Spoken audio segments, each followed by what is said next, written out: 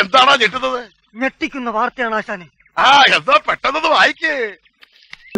ഇത് CPIഎമ്മിന് മാത്രം എതിരായിട്ടുള്ളതല്ല, ഇന്ത്യയിലെ പ്രതിപക്ഷ നേതൃത്വത്തിന് ആകെ എതിരായിട്ടുള്ള കടന്നാക്രമണത്തിന്റെ ഭാഗം കൂടിയാണ്. അതിന്റെ ഒപ്പം നിൽക്കുകയാണ് ഇവിടെ VD സതീശനും കോൺഗ്രസും. മുമ്പ് വരെ ഇപ്പോഴും ആ നിലപാടാണ് സ്വീകരിച്ചുകൊണ്ടിരിക്കുന്നത് എന്ന നല്ല സംശയം ജനങ്ങൾക്കുണ്ട്. കേക്കനോടാ ഞാൻ പറയാം, ഞാൻ തുറന്നു പറയാം. ഞാൻ ആദ്യമായിട്ടാണ് നരേന്ദ്രമോദിയെ നേരിൽ കാണുന്നത്. ഞാൻ ഉടനെ തന്നെ പറഞ്ഞു, പിണറായി വിജയന്റെ വീടൊന്ന് റെയ്ഡ് ചെയ്യണം നാളെ. അപ്പോൾ ഉടനെ മോഡി അപ്പം തന്നെ ഫോൺ എടുത്ത് കുത്തി. എന്നിട്ട് പറഞ്ഞു, നാളെ രാവിലെ സതീശൻ വന്നിട്ട് ആദ്യമായിട്ടൊരു കാര്യം പറഞ്ഞ, നാളെ രാവിലെ കംപ്ലീറ്റ് സ്ഥലത്ത് റെയ്ഡ് ചെയ്യണം. ഞാനാ ഇതിവിടെ കുഴിച്ചിട്ടത്. ഇത് മാത്രല്ല.